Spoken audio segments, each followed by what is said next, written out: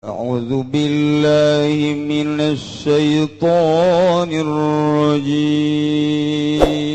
بسم الله الرحمن الرحيم يا ربي بالمصطفى بلغ مقاصدنا واغفر لنا ما مضى ya wasi'al karamil. Moal bisa aya anu nabrak kana takdir sanajan urang bertadbir. Usaha urang kukumaha ge moal bisa ngarobah kana takdir Allah Subhanahu wa ta'ala. Urang mah hanya bersyariat doang, talamun urang cep inget kadinya atuh geus takdir. Eta budak tabrakan cak aing ge tadi teh si budak rarasan aing bakal tabrakan. Tah budak lamun henteu kenceng mah meureun mah tabrakan teu bisa kitu. Henteu bisa kitu tetep bae emang geus di dinya meureun ajalna. Kajeun kumaha ge? Mun teu bisa kokoseran indungna ceng, aceng teh gara-gara naik motor cak mah ge ulah kenceng-kenceng beuh. Lamun aceng andai kata teu kenceng mah meureun moal paeh tuh urang mah aya andai kata bae mah. Tetap baik itu bisa. Bismillahirrahmanirrahim. Rencana punya rencana di kalangan bangsawan kalangan pamimpin di kerajaan maka mulailah neangan jelema nu terkuat anu siap ngabunuh kana eta onta. Ternyata nu dijadikan pelor teh dua wanita nu dipake kahayangku dua lalaki lantaran gelisna setan dinganana. Maka cek dua wanita teh kakak lamun hayang ka kaula bogo ka kaula ingin menyunting kaula kula mau pamenta iwati hiji naon tuh bunuh onta soleh. Lantaran bogo atuh siap bae ulah ningga karak ngabunuh eta leuwih teh eta kakak mah siap bae atuh kitu nu bogo mah. Lantaran manehna jelema kaya maka neangan jelema nu bakal bisa dibeli. Ternyata aya seorang manusia anak zina ngaranna Ki Kudar. Maka Ki Kudar teh didatangan seorang geng anu luar biasa ye. Asalnya nama dibere pameulina bae sakumaha kahayang Ki Kudar bakal dicumponan maka Ki Kudar siap untuk membunuh onta soleh. Bahkan Kanjeng Nabi soleh nage siap untuk dieksekusi. Wih, pohar Ki Kudar. Maka kaum Samud anu sepakat samemeh ngayakeun pembunuhan onta teh ngayakeun undang-undang anti soleh. Bahkan sababaraha tokoh masyarakat anu iman ka Kanjeng Nabi soleh dipanggil dijeburkeun ka penjara, digebuskan ke penjara. Masyarakat teh diembargo ku pemerintahan sorangan. Roda perpolitikan jeung perekonomian teh hajat disalurkeun ka masyarakat ku sadobe hasud. Lantaran Kanjeng Nabi saleh loba pengikutna maka masyarakat teh meunang migu jeung nuturkeun ka Kanjeng Nabi saleh. Perekonomian ku pemerintah sorangan dibatasi. Ditarangkepan jelema. Bahkan isu nu santer Nabi solehna akan dibunuh. Ya Allah. Akhirnya jadi akalun saya titilah sekian puluh ribu ratus ribu masyarakat teh anu iman ka Kanjeng Nabi soleh lumayan tapi ente cara Kanjeng Nabi Daud teuing ente cara Kanjeng Nabi Hud teuing nu iman ka Kanjeng Nabi soleh aya 4.000 manusia. Deres mah deres ya. Deres tina sekian ratus ribu manusia nu iman ka Kanjeng Nabi soleh 4.000 manusia. Tetap nyada maka junting di kukumaha ge iman bae bunuh masalah geus pokona. Nu penting ulama syahadat kula asyhadu an la ilaha illallah wa asyhadu anna shalihan rasulullah. Wah, loba nu dibunuhan masyarakat. jadi orang tiba lalakon bos gitu. Kumpulan masyarakat untuk siap menyaksikan dibunuh onta Kanjeng Nabi Saleh ku salah seorang manusia anu dibuli siap untuk membunuh onta tersebut ngaranna Ki Udang kunyana onta sehingga saya udah dikupat kapit ku eta pedang kupat kapit langsung tublas kencit ku Ki Kudar baiklah onta anaknya dikejar tetapi anaknya dikejar lompat ke mana lompat ke gunung begitu lompat ke gunung lompat ke batu nu pertama teh batu nu pertama muka nyana asup ke jero sanggeus asup ke jero nutup deh pak asup ke jero eta anak onta teh asup ke batu nu pertama ngaluarkeun onta ialah nu bakal keluar hewan ti batu eta di akhir zaman anu bakal nulisan manusia kafir mukmin dabah teh geus moal bisa dihelak deui di akhir zaman mimiti lafaz Al-Qur'anul Karim bakal ditayakeun ku Gusti Allah urang muka Quran kaget Quran ka mana hurufna dibukaan kurang teu aya neangan deui ka lamari buka deui teu aya kaget nanyakeun ka tatangga nyokot kurang teu aya rome bakal eueuh ieu huruf Al-Qur'anul Karim tinggal aya jelema nu hafizul Quran eta jelema nu hafizul Quran teh ditita maca Quran urang ngadaengkeun nyana nu teu talar ngadaengkeun nyana cuman umurna sakedeung teu kebal mararaot anu talal Quran tinggal paling nu talar kulhu kayak gitu teh nu talar bangsa kula bil falak binas anu bangsa lam yakunil teu katalar teh hese pabeulit Iqra lam yakunil hese eta mah pabeulit biasa sanajan ini tuh watini ge pabeulit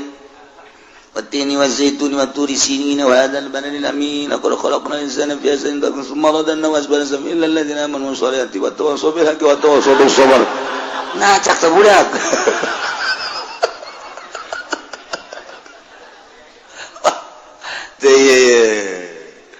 geus atuh nu talar Quran ge nu bangsa nu tatalar Yasin tabarok bangsa di maota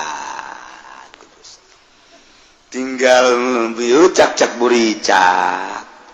tapi mah gancang caritana timbul dabah eta berarti ti Yordan ke muka deblek keluar dabah eta nah iyalah nyana bakalna dibere ku Gusti Allah patlot eta patlot nulisan jelema kafir mukmin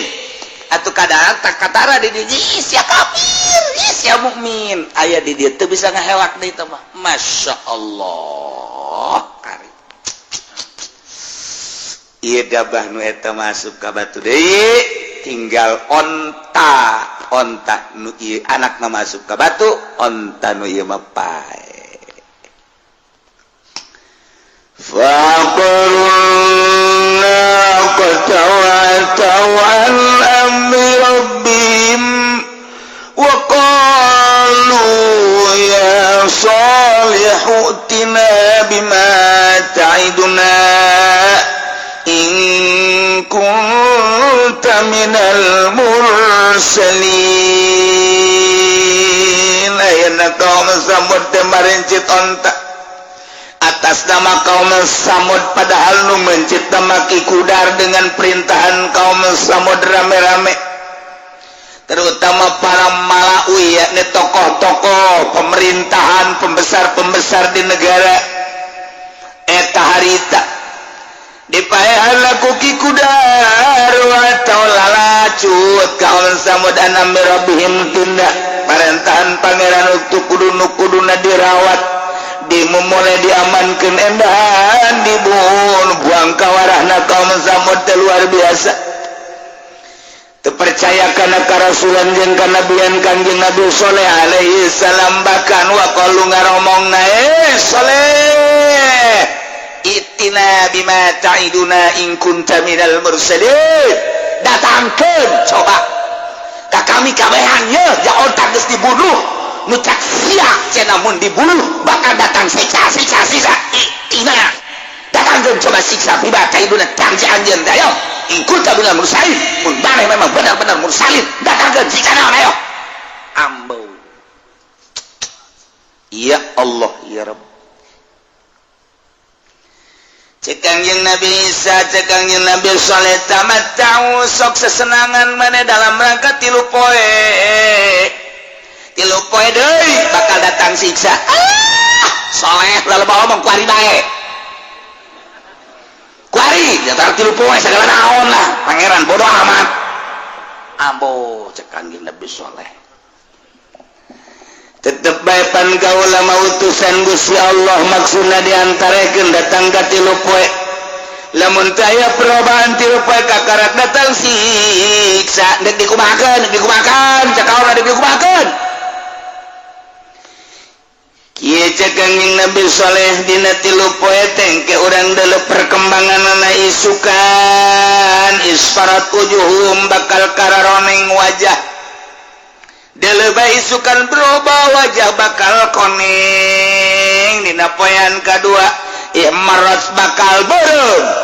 poean katilu apil yaumi salis iswadat hideung tah geus poean katilu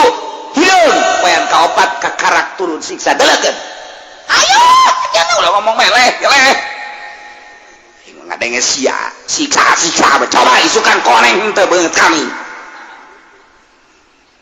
Dina sajeroning nang tangan ka Kangjeng Nabi Saleh naku Gusti Allah titah kaluar ti nagara Yordan. Wahai Saleh, mane berangkat jeung pengikut mane aya sabaraha bae. Diperkirakeun aya 4.000 manusia loba harita sok berangkat keluar ti dinya. Dik disiksa cek Gusti Allah ku aing. Bakawarah ye manusia. Kamana abdi kudu berangkat Gusti Palestin didinya eureun di Palestin cicik lamun geus datang ka Ramlah Palestin maneh berangkat ka Suriah ka ditu amankeun lantaran anu bakal digoncang teh nu bakal disiksa lain eta bae sababaraha daerah berangkat gerak ka Palestin di Palestin sapoe 2 poe berangkat ke Suriah. Kangjeng Nabi Saleh langsung pidato para umat kaula nu aya di negara Yordan nu jelas di Petra di dieu jeung di ditu di Madain Arab. Kaula hanya memberikan informasi bahwa siksa 3 poe kaharep bakal datang, maka kaula deuk ngajak kanu iman ka kaula instruksi ti Gusti Allah urang teh kudu berangkat ka Palestin. Siap-siap kuari kade. Wah, jelema nu iman wabeh nuturkeun Kangjeng Nabi Saleh. Yordan, Palestin, deket jasa. Urang lamun ningali ieu Yordan, ieu Mesir, ieu Palestin. Di dieu teh tah aya Aqabah. 3 negara urang kadeuleu bisa. Urang aya di tungtung Yordan kadeuleu, Mesir kadeuleu, Palestin kadeuleu. Lampu-lampuna katingali. Ieu Kangjeng Nabi Saleh kita berangkat tadi dinya set ka dieu nyebrang ka Palestin daratan teu laut. Daratan berangkat kabeh. Masyarakat Yordan leh di kamarana leh ngungsi emang aya naon bakal disiksa iraha 4 poe kaharep isuk bakal koneng banget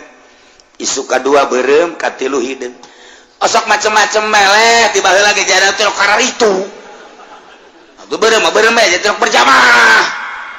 kabehan ieu mah bakal babe mah deuk disiksa leh sok lalamunan teh sok antem-anteman amat leh. Tak kami maya berserta anu iman ka kaula jeung ka Gusti Allah kami nek berangkat aya sabodo atuh rek berangkat mah kami nadahan di dieu siksa nyaho coba. Tapi lamun kami teu disiksa, wah sial dibunuh bae gimana bae ayana. Kami geus mempersiapkeun manusia-manusia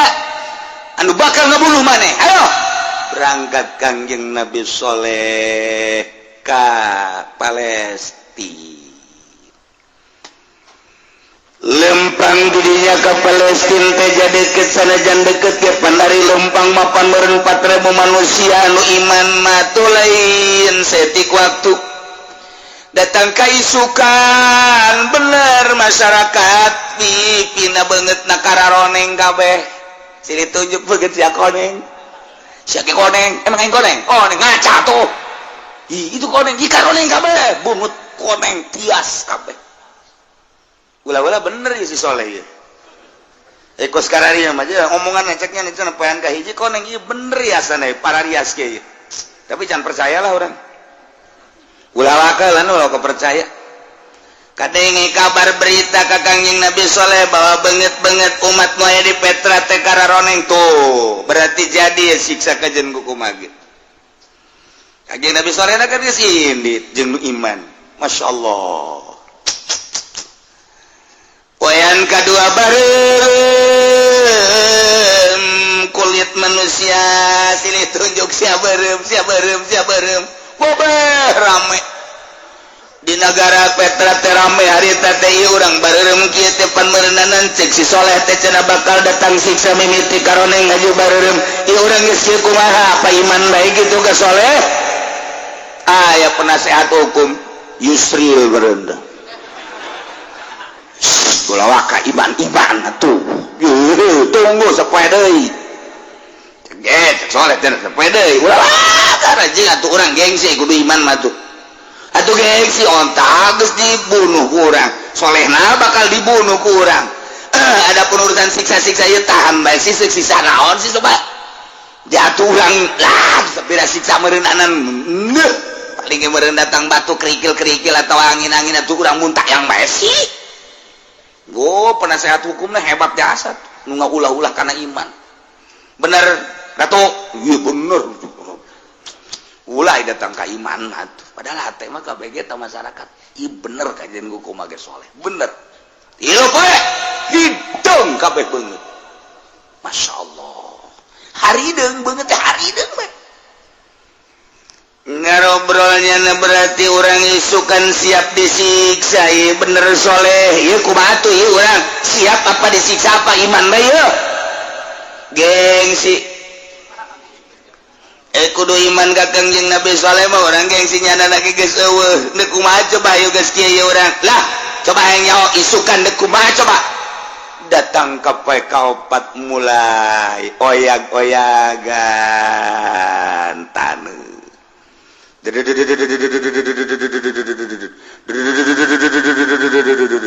hoi aya lininya bener lini urang ka mana ya tahan lini sakira ieu di luhur galedeg wow tadi dong jeku bedug da mah ge kos kitu mah kilat sing burinya jegar sing jalegar galedeg sing jalegar bayangkeun ku urang-urang kakarak aya galedeg hiji duh bae geus sakitu poharana budak leutik mah sawan budak gede ge hajuna ke pamajikanna tuh dipegat-pegatkeun tama sawan tadinya pelampiasanana sing burinya jadi di luhur teh kilat jeung galedeg dihandap digoyang-goyang ku Gusti Allah eta bumi teh ya Allah ya Rabbi jelema terus lompatan ka kaler ka kidul kawetan anu tabrakannya jeung nyana jeger ya manusia tidinya lah ku Allah digedog-gedog we terus kadeureunkeun ka digedog di luhur kilat jeung galedeg sing jeleger geus beol nu bisa kukumaha tuh terus diputar ku Gusti Allah langsung digudag digedog terus bae digempakeun ku Gusti Allah das galedeg sing cilegar teh pluk kuari mah jelema ngeurup saurang-urang can kabeh ngusruk numantak fa'akhadhathum rajfatu fa'asbahu fi darihim jasimin. Maka Allah nyiksa ngeunaan ka kaum Samud rajfatu gempa anu dahsyat zilzalatus syadidah. Lini anu luar biasa orang gempa kakarak 5 hektar 6 hektar 7 8 hektar geus kieu kajadianana. Urang lamun nyaritakeun kamari gempa bumi anu aya di Padang datang ka Kuari cenah kajeroanana 3 kilometer eta teh jelema setelah dikeker teh jelema aya di jeuk kedalaman 3 meter 30 kilo lamun 3 kilo berarti kan 3.000 meter. Sabaraha ribu manusia harita nu gempa di Padang. Urang lamun nyaritakeun berbagai gempa nu laletik mah Garut di itu gempa. Keur kula di Garut teh tepan eta aya jalan kareta kitu tah ieu kan pegunungan di dieu tah gunung nu belah dieu teh kapan nimpa kareta.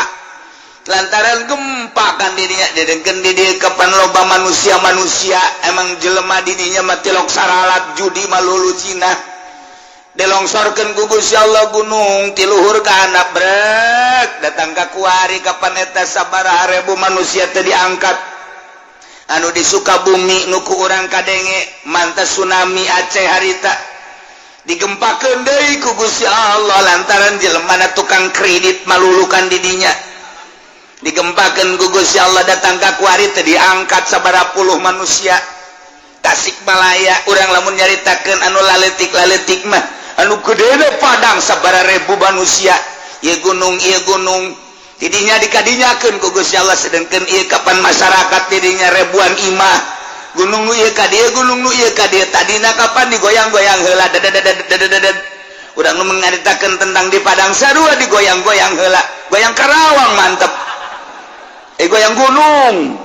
nah dadadadadadad kunaon eta gunung gadarinya kabeh tadi beras bisa dibayangkan ku urang. Masya Allah karim. Yalah fa'akhadhathumur rajfatu diabadikeun di Al-Qur'anul Karim. Kejadian tentang kaum Kanjeng Nabi Saleh yakni kaum Samud. Urang bisa maca,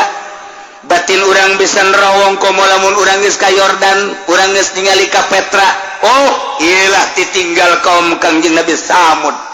Mun urang ka Saudi Arabia kemudian berangkat menuju Syria belah ka kiri non gitu ka utara didinya ka Penaya Madain nah didinya ge sarua kaya gunung-gunung anu dipatri dipahat dijadikeun bangunan-bangunan masih diabadikeun datang ka Kuari. Urang bisa maca mun urang ka Yordan atau urang ka Saudi Arabia bisa neuleuh pahatan-pahatan kaum Kanjeng Nabi Samud. Kaum Kanjeng Nabi Saleh yakni kaum Samud. Ialah Al-Qur'an fa'akhadhathumur rajfatu fa'asbahu fi darihim jasimin.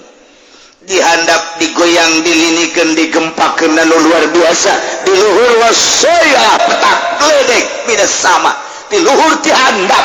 bayangkeun ku urang sing celegirna ti luhur sing burilakna ti luhur dihandap terus bahkan suara-suara gemuruh wah anu hese dicaritakeun anak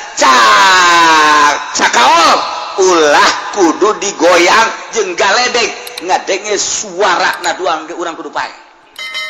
ku dahsyat-dahsyat ngadenge suara gemuruhna bae kudu pae jadi padange kamana suara heura eta teh kadenge gemuruhna suara teh kabeh ge kaget ieu teh suara naon di luhur lain di handap lain suara deuk aya tsunami kapan suara sarua bae teteh suara kos gitu misteri teteh suara kos Gunung Galunggung Tasikmalaya waktu kuda di Garut harita teteh kapan cek kurang Tasik na aya suara heula guru-guru dugan aya kaget kabehan ge orang Gunung Galunggung dibere suara heula nu mentak wali Allah mah dibere tanda-tanda lamun teh mah aya gunung kemudian hewan-hewanna tarurun teh berarti deuk disiksa urang eta hewan-hewan tarurun eta teh ngabejaan ka para wali Allah mah ku bahasa isyarat hewan anu pahameun wali Allah mah sarua jeung utusanana bahwa geura kaluar ti dieu lantaran dieu teh disiksa mungkin orai mungkin binatang-binatang nu aya di leuweung atau di gunung kaluar kita ngabejaan untuk sing ade bisa di lemur orang aya orai aya monyet sing ade eta utusan Allah barang disiksa ku gempa di handap linian luar biasa luhur kilat jeung galedeg sing jeleger فأصبحوا في دارهم جاثمين maka jadilah kaum Samud di negaranya di desanya jasimina bergelimpangan tapak dekum mayat-mayat geus teu berdaya barikina ala rukab geus urut-urutna manehanana nentang ka Gusti Allah kuari mayitina rukab teu berdaya sing bergelimpangan bertekuk lutut dekat saha muntayang wae kabeh Masya Allah kos kitulah masyarakat jeung umat anu nentang kana mujizat tentang ka Kangjeng Nabi soleh khususna kuari gela urang nentang ka Kangjeng Nabi urang atuh moal teh ku Gusti Allah disiksa ngan disiksa na ku Gusti Allah cepolan-cepolan urang di Tasikmalaya Gunung Galunggung kemudian kamari tsunami Aceh di dieu ge Pangandaran ditangakeun deui tsunami kemudian atuh kuari di ditu di Padang gempa bumi Sukabumi Cianjur Garut terus loba-loba di Banten ge atuh aya seetik ieu teh mere pepeling ka urang kades ya lamun teu nurut ka Al-Qur'anul Karim diludeskeun ku aing cek Gusti Allah untung masih keneh aya jelema anu ibadah ka Gusti Allah ikhlas tanpa pamrih anu ti peuting hudang mandi ka cai tadarruk ka Gusti Allah aya keneh nu maca Quran tengah peuting ngalengis ka Gusti Allah zikir ka Gusti Allah cacak geus nu kitu ningali kahirupan kuari masyaallah dedengean urang di berbagai sektor korupsi di berbagai daerah pamalingan di berbagai penjuru pemabokan di berbagai daerah perzinahan ieu kan ngaranna ngundang tsunami ngundang siksa geus teu daek ngadenge ka ucapan kiai teu ngadenge ka Al-Qur'anul Karim di mana bae kuari mah mabok zina maling korupsi pemalingan nu kamari mah urang ngadenge sakadar maring HP jeung sepeda ningkat kuari kana motor mending lamun jelema teh dibunuh deui silih bunuh kuari mah pamalinganana gara-gara dibeulem kemudian kuari mah nu malingna ge atuh geus dibunuh deui bae aju kuari ka mobil deus mobil anu jarore mah mobil bagus dipaling keneh bae termasuk angkot ge dipaling bae ku nyana angkot dipaling truk dipaling ieu mah kuari mah jadi pamalingan kabehan urang adenge nu maling ngeri kuari mah kaluar ti peuting sorangan geus teu wani lantaran berhadapan jeung pamalingan pesto pan kuat ieu jadi nagara naon di urang teh masyaallah karim lamun jana ngomong hei sia kunaon maling bae ulah loba ngomong ya urang mah maling sakieu di luhur miliaran oke nya cek kana teh aing mah maling motor ge udak-udak aing nyana ngaling urang teh dikukumahakeun saha si eta coba ngomongkeun si eta saha bejakeun lah kono eta eta jeung mereka pamalingan gawe ya Allah ya Rabbi ya fasbahu fi darihim jasimi kuari manggeus ambalayah bangke-bangke berserakan puluhan ribu ratusan ribu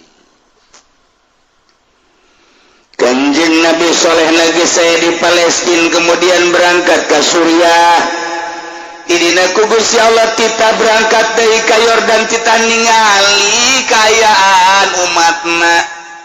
jeung kita cara ricing deui eta mah sakadar menghindar tina siksa doang maka Kanjeng Nabi Soleh teh ceramah deui wahai dulur kabehan bahwa urang teh instruksi ti Gusti Allah kita balik deui ka ditu ka Yordan kita cicing di Yordan bae tetep berangkat deui ti Palestina gitu nanti Suriah ke Palestina datang deui ka Yordan deket sih kan deket-deket gitu antar negara kuari baheula ngahiji kan baheula makan Yordan Mesir ngahiji ngan sakadar aya Palestina doang Palestina Mesir tah eta aya Israel Mesir itu mah negara kuno tembel anu kuari mata bangsa Dubai Abu Dhabi kemudian Yordan eta mah negara anyar sagara Kuwait eta mah anyar pemisahan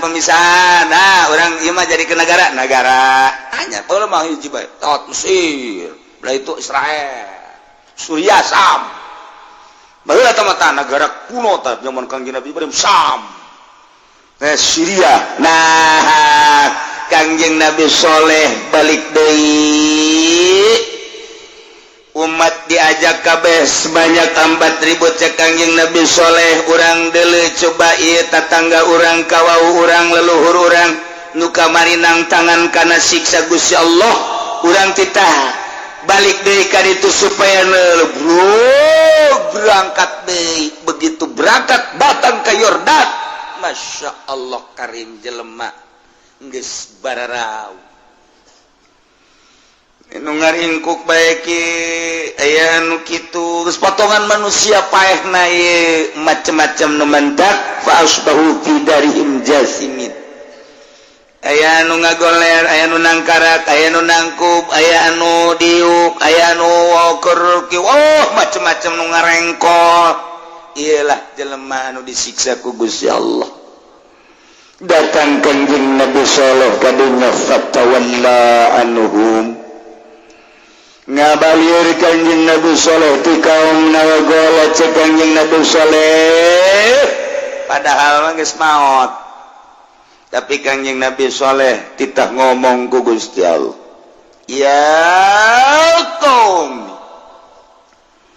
wahai kaum kaula laqad ablagtukum risalat rabbi jelas kata yakin kaula geus sampaikan ka anjeun kana risalah pangeran kaula amanat pangeran kaula wala sahtu lakum kaula geus ngasehatan ka maraneh kabeh kade kudu percaya ka kaula bahwa ku teh utusan Allah ieu onta sebagai mukjizat lain sakali kula terus bae ngasehatan terjadilah kos kieu walakin la tuhibbuna nasihin tetapi anjeun teh teu hayang resep kana nasihat akibatna disiksa model karana gitulah Kangjeng Nabi Saleh nyarita diabadikeun dina Al-Qur'an sehingga orang bisa nyaho ieu teh kapan keur ngabeberah Kangjeng Nabi urang Kangjeng Nabi Muhammad sallallahu alaihi wasallam ketika Kangjeng Nabi dicaci maki diciduhan Kangjeng Nabi bahkan direncanakeun deuk dibunuh nalangsa secara manusiawi Kangjeng Nabi teh begitu Kangjeng Nabi nalangsa dibere dongeng ku Gusti Allah caritaan Kangjeng Nabi Saleh barang adenge caritaan Kangjeng Nabi Saleh Kangjeng Nabi urang ngaragap dada orang can sakumaha urang mah tuh geuning Kangjeng Nabi Saleh mah pohara jasa jadi ngarasa leutik Kangjeng Nabi dicaci dimaki dirusak sahabat dan lain sebagainya Kangjeng Nabi narek dibunuh diusir eta Kangjeng Nabi ngarasa leutik lamun deuleu ka Kangjeng Nabi Saleh alaihi salam ieu teh nu mabok sarua jeung ngundang siksa nu zina ngundang siksa nu judi eta teh ngundang siksa ka Gusti Allah sarua jeung abdi mah Gusti teu nurut ka Gusti abdi mah da korupsi bae lah pokokna mah eta mah neuk disiksa ge kabehan ieu kajeun sarua jeung kitu ngan teu ngomong seakan-akan lamun ngomong teh kos kitu Masya Allah nah ieu kaum Kangjeng Nabi Lut teh seperti kos kitu Kangjeng Nabi Lut terus-terusan dakwah dulur ke Kangjeng Nabi Lut atuh kira-kira ja awewe loba bikang loba woi cek Kangjeng Lut widih iki akeh ki geus berbagai bahasa Kangjeng Nabi Lut geus saseun iki wedan akeh wih si Romo yang kenal pote bae ge wih don geus dakwah ye Nabi Lut terus-terusan dakwah kumaha eta eta mah jawabanana wa ma kana jawab qaumi illa an qalu akhrijuhum min qaryatikum innahum unasun yatatahharun. Kaum Kangjeng Nabi Lut ngararomong eta si Lut terus-terusan dakwah asal beunta dakwah ngahalangan kana kanikmatan jeung kangeunahan urang kumaha urang batu hirup teu kudu diatur-atur ku nyana cenah make aturan pangeran anu gaib leuh cek nyana teh riweuh make aturan kos kitu mah geus bae daripada urang nurut ka nyana maningan geh usir Lut jeung pengikut-pengikutna ti nagara urang akhrijum usir teu ngeunaheun urang sekagok aya nyana masyaallah karim ilum Lut jeung pengikutna unasu yatatahharun sok suci jangan makajen kuku mage coba pengikut Lut coba beda nu kasep nongeng aya ta nu ngahaja-haja nongeng di tuna naon aing mah teu hayang ye sok sia itu lain sok mah haram teh kos kitu mah isinin sorangan dipake deui calanana didaekeun deui ya Allah ya Rabbi mulai ndek aya pengusiran terhadap Kangjeng Nabi Lut jeung pengikut-pengikutna ieu di mana ya ingat ieu di Urdun Yordan tepatna Sodom Gororoh ta eta tah nu kamari simkuring ka ditu babarengan ka laut mati teh ya disebut Bahrul Maut urang mah laut mati eta teh danau Lut terkenalna nu kuari Sodom teh ya terkenal di luar negeri mah ngaranna Sidim mun dina kitab tafsir ngaranna Sadum atau Sadum urang mun ngadenge urayan Sodom lamun urang maca tafsir Sadum atau Sadum lamun urang kuari ti para arkeolog ngadenge eta teh nagarana daerah Sidim tuh urang lamun ti Yordan terus ke arah Israel kaditu belok kanan kadinya ni dia aya laut mati kula jeung rombongan datang kadinya alhamdulillah kukula geus dibejaan bahwa ieu adalah tempat siksa daerah siksa kaum Kangjeng Nabi Lut hati-hatinya geus betarurun kabeh ka laut mati wabeh ngararojay hayang membuktikan bener henteu ngambang bener kula ge deuk hayang tadina nu mantak hayang loba urang barat mara kesempak wah indah ye ceuk ye mantep ye lah ye ki heula kula ki kadinya tadi luhur sanggeus ki keluar kapanggil jeung sosok manusia hiji jelema nyana datang nyekel bae ka kula haza baladu Urdun cek nyana aja dicekel sorban kula ku nyana dicekel aja ye cara cek nyana ye cara negara-negarana make sorban negara Urdun jadi kula mah cicing bae nyana anu terus bae mang metakeun ieu negara Urdun terus ku nyana dipakekeun teh ieu terus henteu teu neulekan kula mah nyana bae anu makekeun terus Urdun jadi diijazahan cek nyana geus beres Pak geus tuka cek nyana beres ieu lah ieu sorban pakaian negara Urdun diijazahan kula di pas WC keluar sakeudeuk cek nyana ulah kaditu ulah turun ka laut ieu urut siksa Kangjeng Nabi Lut umat Kangjeng Nabi Lut ngan ngomongna bahasa Arab kula pajar ngobrol naon bae ku Haji Pedi janya mah pan teu ngarti bahasa teu ngarti nya mah tuh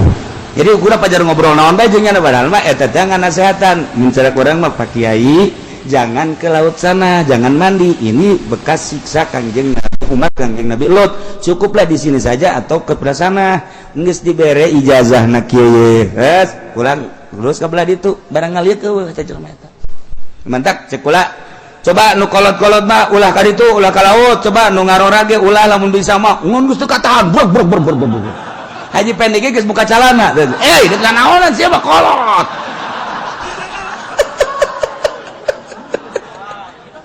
jadi eta kenang-kenangan di Urdun hiji di ijazahan maka sorban ala Urdun nomor kedua nya ngana nasehatan meureun di hate kula rada aya tadi nama hayang rada aya hayang nama mumpung ka dieu tuh sok aju mumpung kan urang mah tapi etatnya ngana nasehatan maka bahasa Arab ulah ieu urut siksa cek nya teh amankan Pak Kiai arina kula jeung nu kolot-kolot mente alhamdulillah ulah Haji Pendi, Haji Agus, Haji Rosidi anu bangsa teu laku ka awewe lah nu geus karolot aran teu atuh awewena ge loba nu henteu aya nu ngarora maka ditu bau kukula dibere waktu eta teh sajam setengah naraeknya poho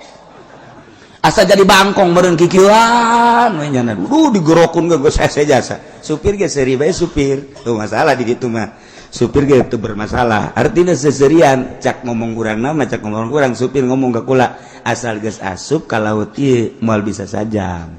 sebab naon merasakan keindahan kenikmatan laut moal bisa 3 jam budak pohara jasa eta mah tinggal urang we ngarokok deui di dolo gegeroan urang jauh pon ti luhur ka handap teh endahan seserian segering teh ngejasa bodoh siapa itulah ngahiji jeung urang barat urang Indonesia urang Mesir urang mamana ngahiji jeung urang barat teh dilalaga kahayangna nya make sempak doang pun sakieu nya paruti pan emang kiai neula ulah ngomong sia mah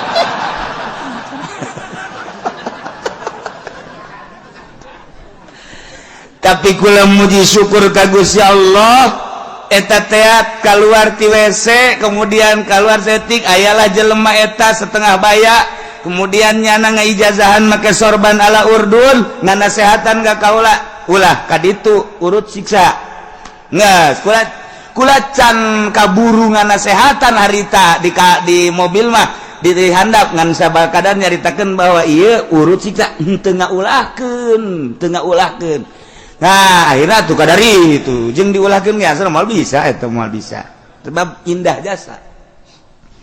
nah iyalah Israel Palestina ieu Yordan ieu tadi dia tengah ieu ngaranna Danau Lut atawa Laut Mati urang lamun ngojay di dinya ngambang we di paroto kuari ge foto nu di makam-makam eueuh nu aya eta tak kabeh ge nu tembongkeun teh nu keur ngojay we karari nu di makam coba nu di makam Tuan Syekh Abdul Qadir mana meureunnya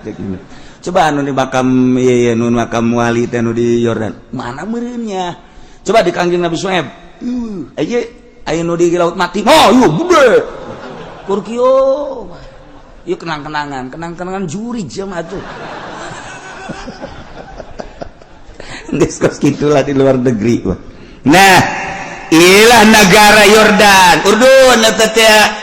nu jadi siksa Kangjeng Nabi umat Kangjeng Nabi Lut eta didinya indah luar biasa. Masya Allah. Eta teh disebut Sodom Gomorrah. Eta kan Gomorrah ieu Sodom. Sadum belah dia Gomorrah. 5 negara atau 4 daerah anu iman ka Kangjeng Nabi Lut loba nu iman loba nya nu teu iman nu bakal disiksa jumlahna 400.000 manusia lain saeutik urang tsunami bae kamari 200.000 iyalah anu di dieu buang kawarah jasa osal sebanyak 400.000 manusia. Kangjeng Nabi Lut terus-terusan dakwah ternyata di tengah-tengah keluarga Kangjeng Nabi Lut teh horeng pamajikanana mah teu iman ka Kangjeng Nabi Lut. Masya Allah urang lamun inget kadinya Gusti Allah teh maha kawasa amat sehingga ngajadikeun anak Kangjeng Nabi Ibrahim teu iman ka bapa pamajikan anak pamajikan pangabogaan anak 2 awewe gerilis luar biasa hiji Siti Raisa nomor kedua Siti Yagusa eta anak hasil ti pamajikan anak nu pamajikan Kanjeng Nabi Lut ngaranna Siti Wahilah iya anak iman ka Kanjeng Nabi Lut Siti Raisa jeung Siti Yagusa iman ka Kanjeng Nabi Lut ka bapa tapi pamajikan Siti Wahilah Masya Allah sehingga nyanalah menjadi toser ketika ayat tamu kasep ka Kanjeng Nabi Lut pamajikanna keluar ngabejaan dulur tuh di imah kula ayat tamu kasep teu kira-kira eta pamajikan Masya Allah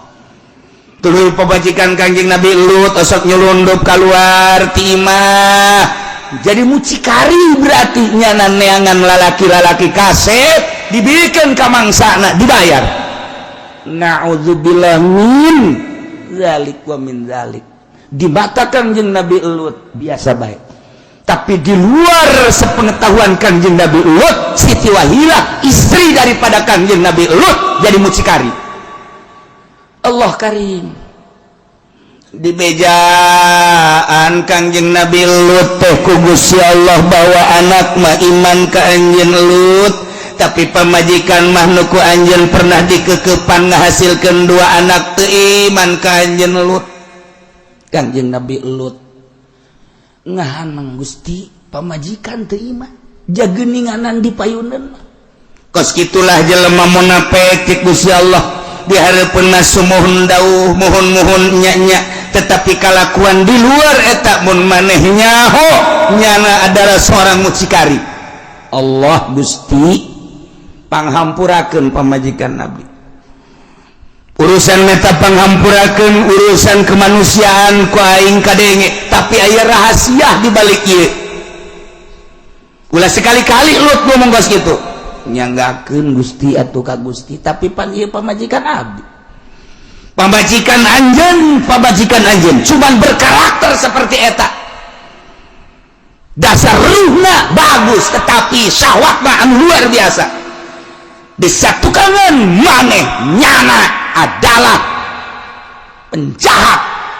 bahkan nunitah ngusir ke anjeun di antarana pamajikan anjeun Masya Allah urang kan lamun ingat kadinya pohara jasa geus atuh aya kos kieu mah Gusti abdi mah deuk kumaha bae dakwah terus Lut dakwah terus 10 tahun 20 tahun 30 tahun dakwah terus kulantaran Kanjeng Nabi Lut dadet diusir beneran geus terkondisi bakal diusir jeung anu nutulkeun ka Lut Kanjeng Nabi Lut ngadua ka Gusti Allah ya Sedum negara ayil yaum laka Allah bahasa sakitu doa Kanjeng Nabi Lut poe mana nu bakal dikenakeun ku pemilikna ka anjeun wahai Sedum terserah Gusti Allah kaula geus teu kuat lantaran lain masalah dakwahna pengusiran ti negeri anjeun ya Sedum ayul yaumi lakallah Sedum tutup langsung Kanjeng Nabi Lut dakwah wahai umat kaula nu iman ka kaula tinggal tunggu keputusan ti Gusti Allah urang lamun titah keluar ti negeri ya segera siap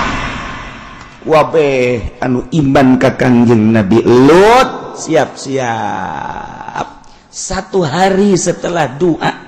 jol Kanjeng Nabi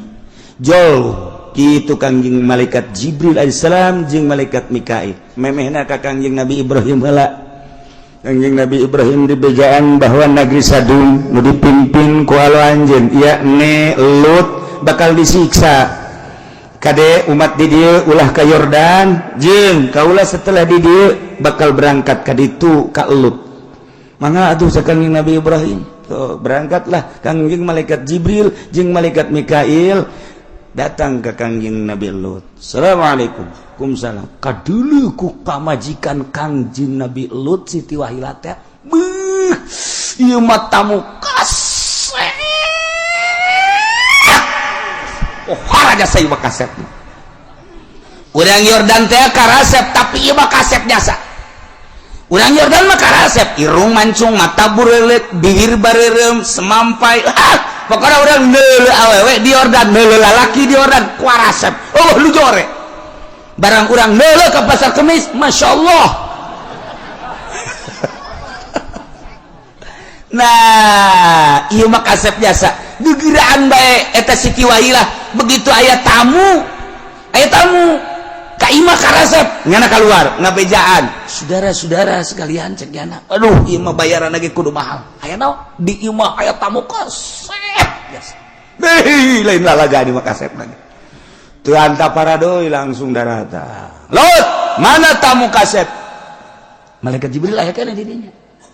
cek Kangjeng Nabi Lut aduh emangnya Jibril di dumling ada panik oke Kangjeng Nabi Lut ada panik toh mun kejadian Jibril di dumling kumbay maksudnya panik bahkan kos gitu sarua jeung tadi teh aya pocong panik Lot mana tamu kaget Kangjeng Nabi Lut cek malaikat Jibril tenang ana Jibril wa hadza Mikail tenang Lut ulah gemper ieu mangan sakadar deuk ngabejaan bahwa anjeun jeung umat anjeun segera ba'da subuh ieu lumpat ka Yerusalem kabeh bejakeun aya rek dikumahakeun nagara ieu rek disiksa kula nu langsung kitah nyiksa ku Gusti Allah segera langsung ya tuh sapamitan pes saya didobrak lawang begitu malaikat Jibril geus kalaluar didobrak lawang Lot mana lu kasep coba batu teangan cenah tadi dia nu kasep ji atuh nu kasep mantu araya bae coba teangan disaksak terus ka dapur ka mana ka jero mana ieu nu kasep jauh ieu si Wahilah bohong ka jeung kumaha ge bohong ieu terus datang Wahilah mana nu kasep nyana tetep dihareupeun Kangjeng Nabi Lut mah kieu bae teu rek ngomong Siti Wahilah di kahareupeun salaki mah masyaallah geus kuari mah dicare kanan ge cicing bae Kangjeng Nabi Lut akhirna kalaluar terus Kangjeng Nabi Lut dakwah segera diisuk-isuk ieu urang berangkat ka Yerusalem segera berangkat jeung Kangjeng Nabi Lut ka Yerusalem pengikut-pengikutna. Cek Kangjeng Nabi Lut tidak terkecuali anak kaula, pamajikan kaula jeung dulur-dulur kabeh lamun bener ieu urang hayang salamet, urang berangkat kuari ka Yerusalem. Nah, catatan ketika berangkat ulah aya anu nyileuk saeutik-eutik acan. Cek Gusti Allah teu beunang aya nu nyileuk kena siksa. Mau kebalik ya siksa. Wabeh berangkat Kangjeng Nabi Lut diharap, kemudian anak, kemudian pemajikan Siti Wahilah ge milu, ju kabeh umat-umat marilu, ngan Siti Wahilah dikersakeun ku Gusti Allah nyileuk. Masya Allah, nyana aya nyileuk kitu tah. Begitu nyileuk, batu langsung. Aya seunian batuna, golepak bae geus di dieu. Encan keluar di negeri Yordan masih keneh di negeri Yordan eta teh geus nyileuk Siti Wahilah mah langsung kena becak padahal nu saja encan geus teu meunangeun berarti keluar ti Yordan langsung golepak lantaran teu meunang nyileuk Kangjeng Nabi Lut teu nyileuk anakna teu nyileuk kabeh umat teu nyileuk nu bakal salamet mah neuleuh eta mah sabodo teh ngagolepak teu nyileuk sugan kumaha henteu sebab nyalametkeun diri kabeh ieu mah dengan penuh keyakinan bakal disiksa ku Gusti Allah berangkat ieu Yordan Sodom ieu Gero gitu gumaroh kemudian lewat ka dieu kaki ka Kaler nah mulai perbatasan Yordan Israel ieu Yerusalem pas asup ke Yerusalem wadenge ku Kangjeng Nabi Lut kadeng anjang nyelek-nyelek kabeh teu meunang nyelek encan datang ke Yerusalem asli teu meunang nyelek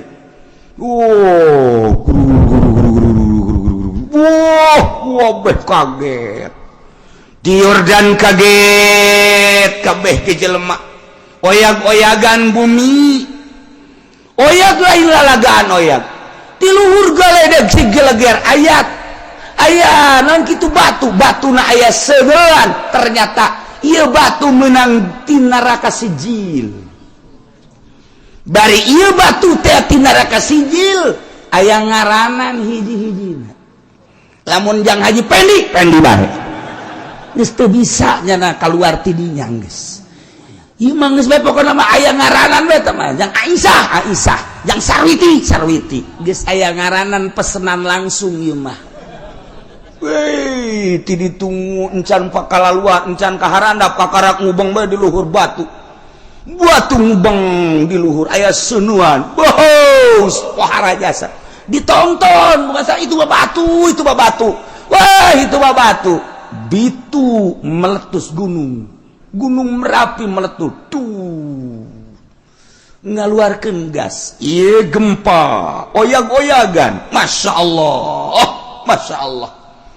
dicokelah ku Kangjeng malaikat Jibril alaihissalam make tungtung jangjang sabada gunung Merapi meletus ngaluarkeun gas begitu pula batu-batu sing jelegur ieu masih keneh goyang-goyang eta batu nu meunang ti neraka sijil aya ngaranan hiji-hiji langsung ditibakeun ka jelemana masing-masing ceus dicokel ieu taneuh ku tungtung jangjang malaikat Jibril alaihissalam diangkat ka luhur datang ke malaikat nu aya di langit ngadenge kana suara kotok kongkorong geus datang ka luhur ku malaikat Jibril dibalikeun bus ka handap nu di luhur jadi dihandap nu di dahandap jadi di luhur manusia nu aya di dinya langsung arasup ka neraka kos kitulah siksa nu ditibakeun ka kaum Kangjeng Nabi Lut alaihi salam fa anjayna wa ahlahu illa imra'atah kanat minal ghabirin wallahu a'lam bimuradi panjaina maka nyalametkeun kaula nu agung ka Kangjeng Nabi Lut wa ahlahu jeung ahlina Kangjeng Nabi Lut yakni anakna nu ngaran Siti Raisa jeung Siti Agusah bahkan ahlahu teh jeung masyarakat anu iman ka Kangjeng Nabi Lut alaihi salam illam imra'atah kecuali pamajikan anak yakni Siti Wahilah anu teu iman ka Kangjeng Nabi Lut anu ku Kangjeng Nabi Lut kita keluar babarengan syarat ulah nyileuk asal nyileuk kena siksa nyana mah tersiksa di Yordan keneh kanat minal ghabirin pamajikan Kangjeng Nabi Lut ngaran Siti Wahilah minal ghabirin termasuk salah satu jelema anu tetap kena siksa di jero negara Yordan siksa wa amtarna alaihim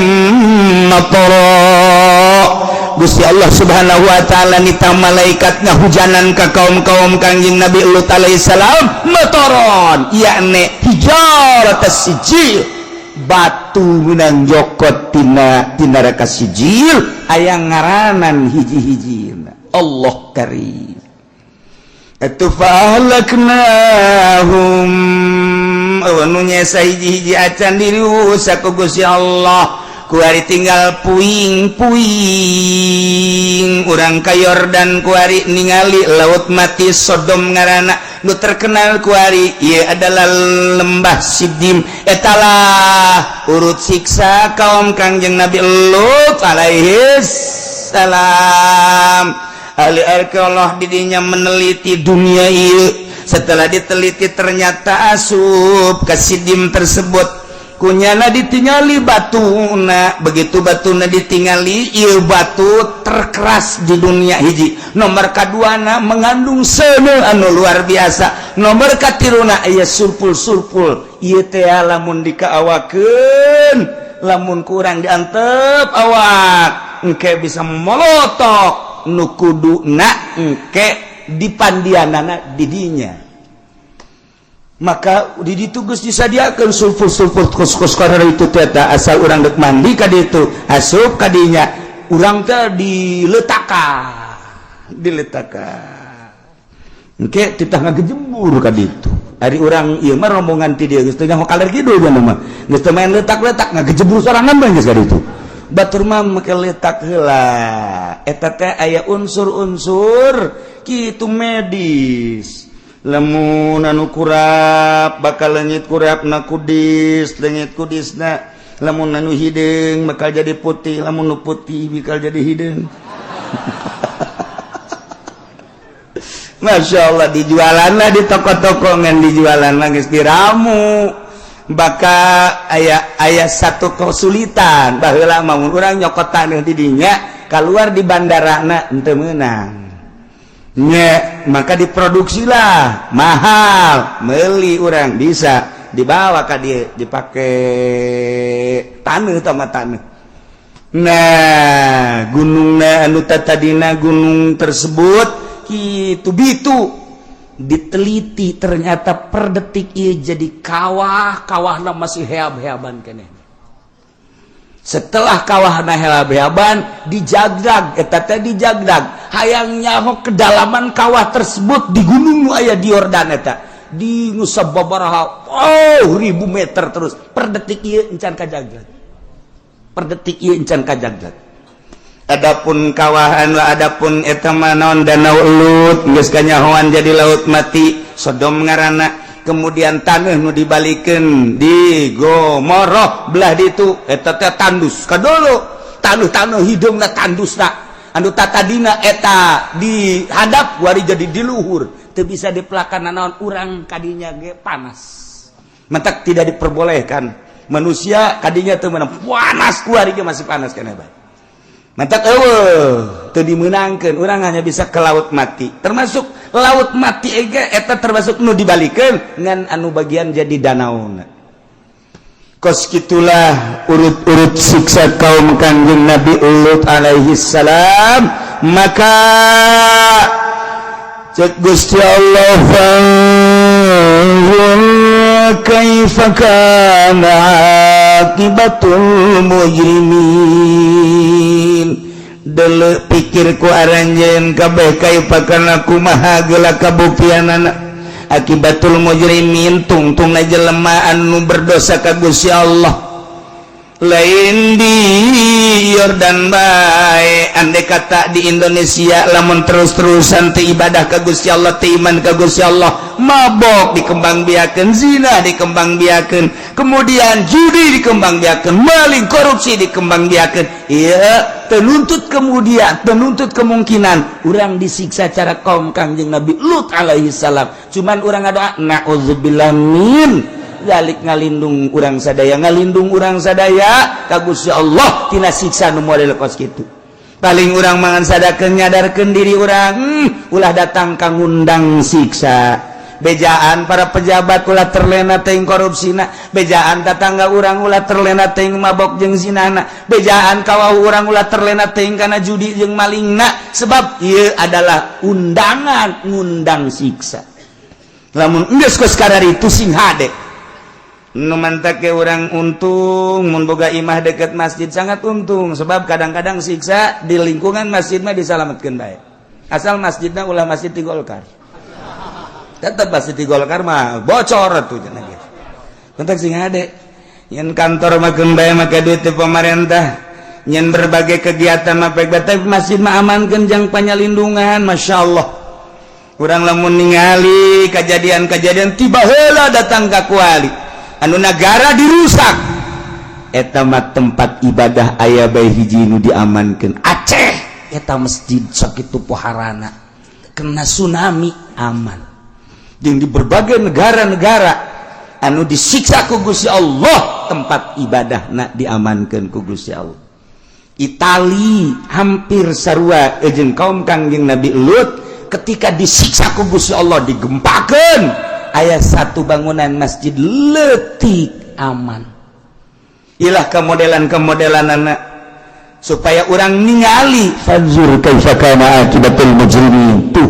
anu saudara Rosa mah acak-acakan datang ka kuari umat Kangjeng Nabi Lut teh disiksa terus baik dislangsung ka neraka sijil. Masya Allah kari mentek kurang makruh ka urut-urut siksa kos kitu teh endek ningali bae jang sakadar nganyatakeun ayat tetapi haju menikmati mangojai dirinya makruh hukumna. Ketika orang datang ke petempatan urut siksa nelemah bae cuman orang ulah haju didinya menikmati mah sebab eta urut siksa sanunya hongket timbul siksa deui.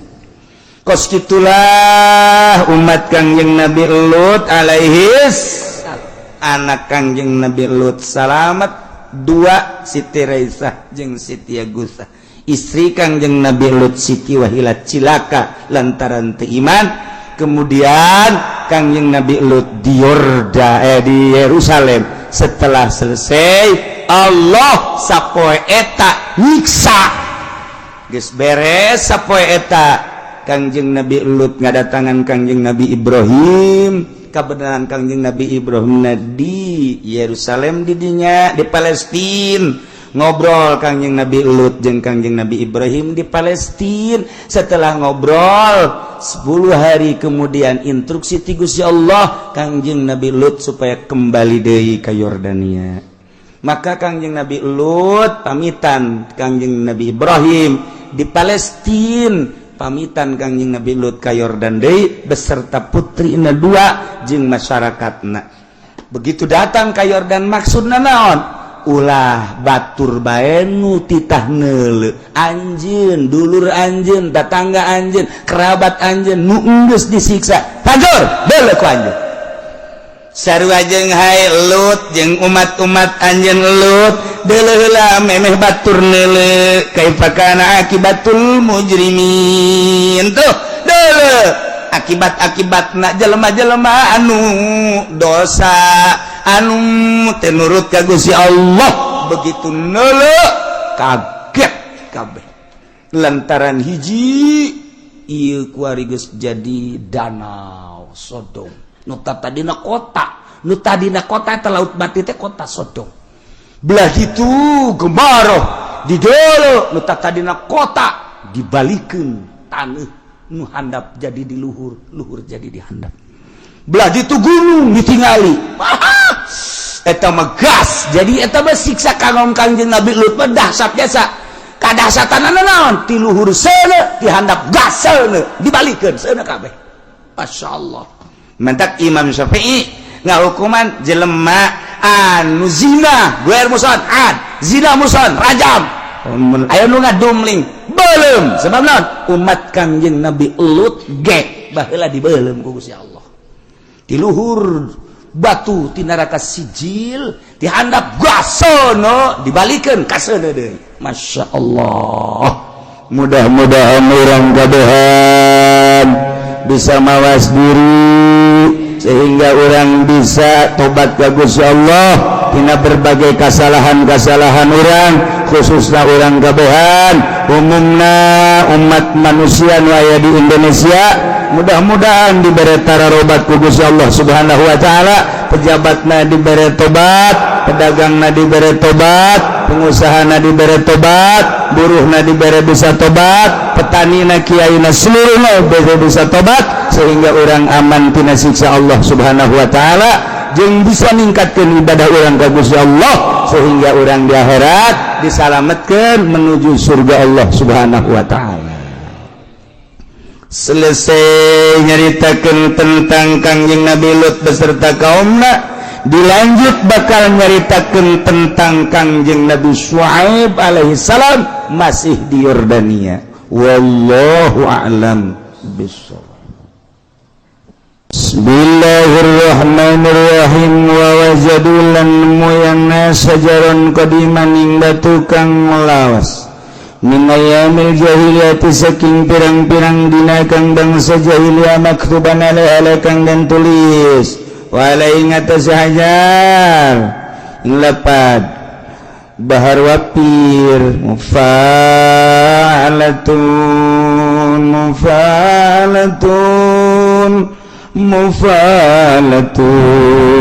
faulun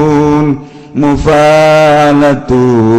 mufalatun mufalatun faulun ngaranna bahar wapir not balok wapir tarjum ummatun qatalat husainan syafa'at tajati yaumal hisabi nusa kurang pakai ai Jumat ya ilahilas tulil firdausi ahla wala aqwa ala naril jahimi jicana jadi lembur kula mah lain kitu kos kumaha atuh kumaha sia bae teh mah ilahilas tulil firdausi ahla wala aqwa ala naril jahimi pabli tau eta mah saru aja naik kebo uncak-uncakan kotek bisa bae kumaha ge man ieu mah kan keur carita naik onta ngalengis sedih ieu bahasa atarju anata ngarep-ngarep umat kotalat kang matain ya umat Husainan ing sidina Husain syafaat jadi pitulung akine Husain yaumal hisab ing dalem dina hiden hisab mencek orang maulah sambatkan ya sia yang pitulung aki sidina Husain tapi sia mehan sidina Husain harapan ulah boga harapan bakal ditulungan ku aki sidina Husain ya Kangjeng Nabi Muhammad ai ente anjeun sia maehan maka sidina Husain maneh boga harapan apakah ngarep-ngarep umat anu maehan ka sidina Husain teh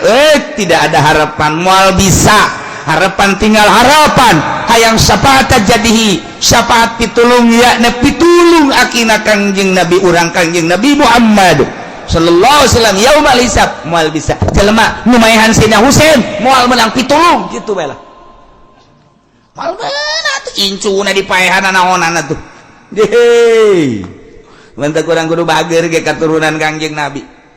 bager sebab naon atuh ieu bager katurunan Kangjeng Nabi berarti bager ka Kangjeng Nabi saha habaib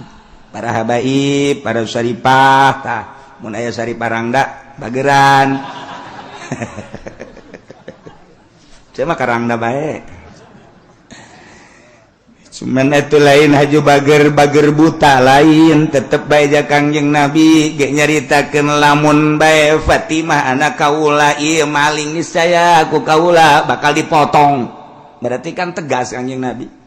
lain berarti urang teh cinta buta assalamat tetep bae urang dedeuhan nyaan ieu teh uncu Kangjeng karunya amat janaraka mah henteu anti ka incu Kangjeng besi ka neraka